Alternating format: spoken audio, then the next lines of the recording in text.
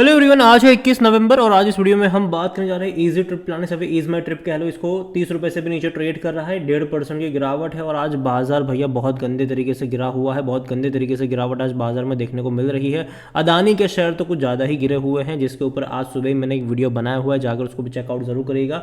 लेकिन इस वीडियो में हम बात करेंगे ईजी ट्रिप प्लानर्स के बारे में कि यहाँ पर क्या चल रहा है। बोनस को लेकर बहुत जल्दी अनाउंसमेंट होने वाली है, सब कुछ डिस्कस करेंगे। लेकिन उससे पहले अगर आपने अभी तक चैनल को सब्सक्राइब नहीं किया है तो प्लीज़ अभी इसे सब्सक्राइब कर लीजिए, क्योंकि आगे भी बहुत सारे वीडियोस हैं जो आपको काफ़ी ज़्यादा हेल्प करेंगे। तो इजी ट्रिप प्लानर्स 29 रुपीज़ का शेयर है, 1.5% का फॉल आया है एक महीने में। अगर आप देखो तो 6.5% का फॉल है। ग्राफ इंटरेस्टिंग है, 28 रुपये से तेजी आई थी बीच में इसमें यहाँ पर। लेकिन अगर आप उसके बाद देखो तो वापस वहीं पर जा रहा है जहाँ से ये शुरू हुआ था। अगर एक साल की अगर हम बात करें तो पिछले एक साल में 24 से 25% का फॉल है। लेकिन अगर आप हायर लेवल से कंपेयर करोगे जो कि 53-54 रुपीज़ का था, वहाँ से अगर आप देखोगे तो तकरीबन 40-45% का फॉल ये दिखा चुका है। मेजर फॉल मैं कहूँगा कि वहाँ मतलब यहाँ पर देखने को मिला है। और मेजर गिरावट हमें तब यहाँ पर देखने को मिली थी जब एक ही दिन में प्रमोटर ने 14% का स्टेक बेच दिया था और शेयर 40 रुपये से गिरकर सीधा 32 पे आ गया था, 33 पे आ गया था। तो ये एक सबसे बड़ा मेजर पॉइंट था गिरावट का। उसके बाद भी अगर आप देखो तो गिरावट देखने को मिली है। और वजह भी ये है कि भैया प्रमोटर ने बिकवाली करी, उसके चलते एक ट्रिगर कह सकते हो कि यहाँ पर फॉल का शुरू हुआ। उसके बाद बाजार खुद ही बहुत बड़े गंदे मूड में है, गिरावट दिखा रहा है। लेकिन उसमें प्रमोटर का फायदा जरूर हुआ है, क्योंकि जो स्टेक बेचा गया था वो डेफिनेटली जिस प्राइस पे भी ट्रेड कर उससे ज़्यादा ही प्राइस पे वो स्टेक बेचा गया था। तो यहाँ पर गिरावट ज़रूर है, काफ़ी बड़ी गिरावट हमें देखने को मिल रही है। और बोनस को लेकर भी यहाँ पर अनाउंसमेंट हुई ज़रूर है और बोनस बहुत जल्दी यहाँ पर मिलने वाला है। यहाँ पर अगर आप देखोगे तो जो फिक्स डेट है वो 28 नवंबर 2024 की यहाँ पर रखी गई है। अगेन मैं कह दूँ, पहले से क्लैरिफाई कर दूँ, बोनस आपको मतलब कि अगर आपके पास 100 शेयर है तो वो 200 हो जाएंगे, ठीक है। लेकिन वो कभी भी फ्री के शेयर्स नहीं होते। अगर मान लीजिए कि उस टाइम पे शेयर 30 रुपये पर ट्रेड कर रहा होगा तो बाद में प्राइस एडजस्ट होकर 15 रुपये भी हो जाएगा शेयर प्राइस। तो फ्री का शेयर नहीं होता है बोनस कभी भी। तो उस गलतफहमी में कभी भी यहाँ पर मत रहिएगा। इससे पहले भी ये कई बार बोनस दे चुके हैं और पता नहीं 30 रुपये पर है तब जाके बोनस देने की क्या जरूरत है, क्यों जानबूझ के इसको पेनी स्टॉक बनाया जा रहा है, ये मैं नहीं जानता हूँ, ठीक है। यहाँ पर अगर आप देखोगे तो कंपनी इससे पहले भी बोनस दे चुकी है, इससे पहले भी ये बोनस दे चुकी है, प्राइस एडजस्ट करवा चुकी है ये। और यहाँ पर जो फिक्स डेट है वो है 28 नवंबर की है, वो यहाँ पर रिकॉर्ड डेट रखी गई है। और डेट ऑफ द पर्पज यहाँ पर जो भी एलिजिबल होंगे बोनस के लिए वो डेफिनेटली इस तारीख से पहले जिसके पास होगा उन्हीं को ये मिलेगा, ठीक है, उन्हीं को ये मिलेगा, ठीक है, उसके बाद वालों को नहीं। तो अगेन मैं बोनस के लालच में आकर प्लीज़ कभी भी यहाँ पर खरीदारी मत करिएगा। रीज़न सिंपल सा है कि बाद में प्राइस एडजस्ट हो जाता है, तो बोनस के लालच में आकर खरीदारी मत करिएगा यहाँ पर।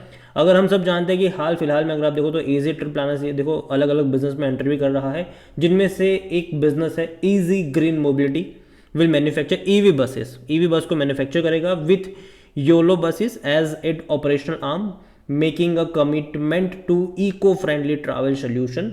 एंड द कंपनी जो है वो तकरीबन 200 करोड़ रुपए इन्वेस्ट करने वाली है R&D में, प्रोडक्ट डेवलपमेंट में और मैन्युफैक्चरिंग प्लांट, जो कि आने वाले 2-3 सालों में ये होगा।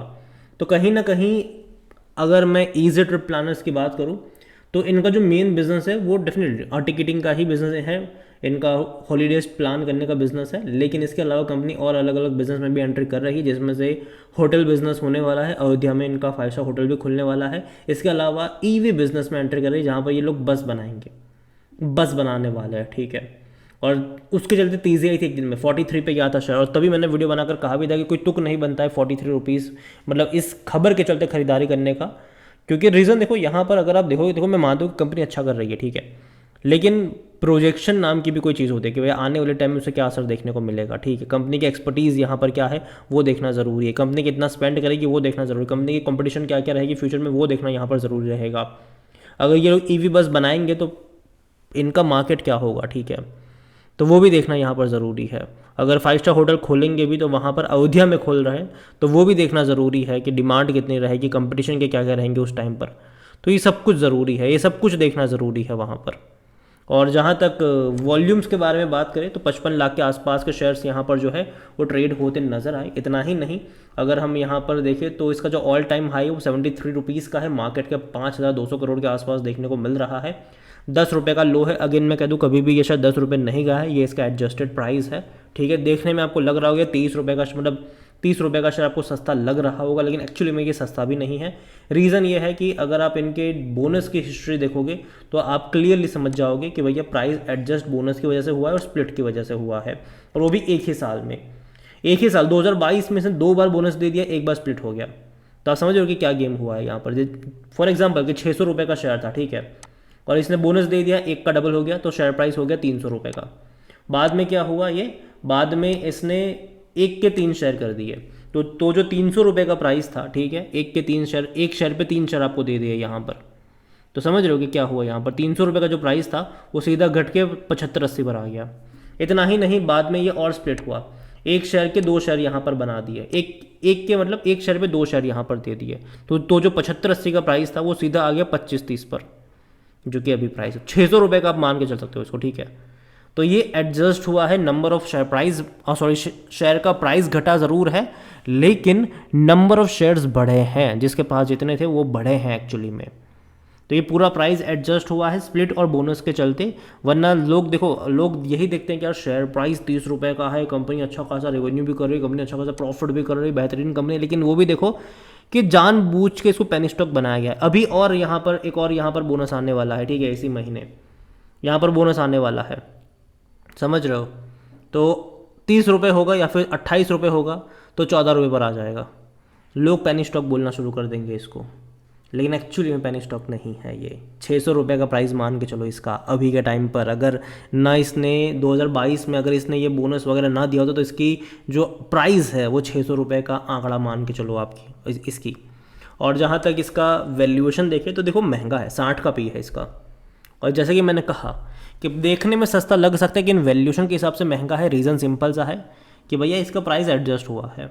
60 का पी है, सेक्टर पी 37 का है। यहाँ पर फाइनेंशियल्स अगर आप देखोगे इस कंपनी के, तो क्वार्टरली नंबर जो है लास्ट क्वार्टर के ठीक ठाक थे, उतने अच्छे नहीं थे, इवन अच्छे नहीं थे। यहाँ पर 25 करोड़ से 26 करोड़ का ही मुनाफा कमाया था इन्होंने, और 150 करोड़ से भी कम का रेवेन्यू था, जो कि इससे पहले के 3 क्वार्टर के मुकाबले रेवेन्यू कम है। प्रॉफिट और पिछले साल के मुकाबले थोड़ा सा ही ग्रोथ हमें देखने को मिला है। प्रॉफिट जो पिछले साल 47 करोड़ का था, वो भी इस बार घट के सिर्फ 26 करोड़ का ही देखने को मिला है। तो प्रॉफिट में भी कटौती देखने को मिल रही, जो कि अच्छा साइन नहीं है। इनके प्रॉफिट्स एक्चुअली में बढ़ने चाहिए, जो कि देखने को बढ़ते हुए अभी के लिए तो नज़र नहीं आ रहे हैं। लेकिन अच्छी बात है, प्रॉफिटेबल कंपनी है। और दूसरी देखो, चैलेंजेस इनके सामने बहुत सारे रहने वाले, क्योंकि जो इनका अभी भी जो एग्जिस्टिंग बिजनेस है ट्रैवल वगैरह का, वहाँ पर कंपटीशन बहुत ज़्यादा है। जैसे कि अगर आप मेक माई ट्रिप देख लो, गोवा भी बोर्ड मतलब देख लो, इसके अलावा अदानी भी इस स्पेस में ऑलरेडी घुस चुके हैं। इसके अलावा कल को अंबानी और जोमेटो भी बहुत जल्दी आने वाले हैं। तो ये बहुत सारे प्लेयर यहाँ पर आएंगे और डेफिनेटली बहुत सारा मार्केट इनसे भी छीनेंगे। इनके जो मार्जिन है वो उस तरीके से ग्रो नहीं हो पाएंगे जिस तरीके से एक्चुअली में होने चाहिए। तो मार्जिन पे दबाव हमेशा यहाँ पर बना रहेगा। दूसरी यहाँ पर जो बड़ी बात आती है कि और देखो ये कंपनी भी जानती है इस चीज़ के बारे में, और यही वजह की जो कंपनी है वो लगातार अलग अलग सेक्टर में इन्वेस्टमेंट कर रही है, चाहे 5 स्टार होटल को लेकर, अयोध्या में होटल बिजनेस में एंट्री को लेकर हो, या फिर चाहे इलेक्ट्रिक बस को लेकर हो। कंपनी कोशिश कर, देखते हैं कि कितना सक्सेसफुल ये लोग हो पाते हैं। और जहाँ तक शेयर होल्डिंग के बारे में देखें, प्रमोटर की जो होल्डिंग है वो 50.38% की है। एक ही झटके में, एक ही दिन में भैया 14% बेच दिया इन्होंने। और देखो प्रॉब्लम मेरी यही है कि प्रमोटर ने बेचा तो सामने इंस्टीट्यूशन ने खरीदा, लेकिन ऐसा भी नहीं है यहाँ पर। अगर आप देखो तो रिटेल वालों ने ज़्यादा खरीदारी करी है यहाँ पर। एक टाइम था जब प्रमोटर की होल्डिंग 75% के आसपास हुआ करती थी, और इंस्टीट्यूशन अगर आप देखो तो खरीदारी नहीं करे उन्होंने। अभी भी इंस्टीट्यूशन उतनी बड़ी क्वांटिटी में नहीं है, रिटेल इन्वेस्टर यहाँ पर सिर्फ खरीदारी कर रहा है। प्रमोटर जो भी बेच रहा है वो रिटेल इन्वेस्टर खरीदारी कर रहा है यहाँ पर। ये एक नेगेटिव है मेरे हिसाब से। ओवरऑल मैं इतना ही कहूँगा आपसे कि देखिए, नज़र रखिए इस कंपनी के ऊपर।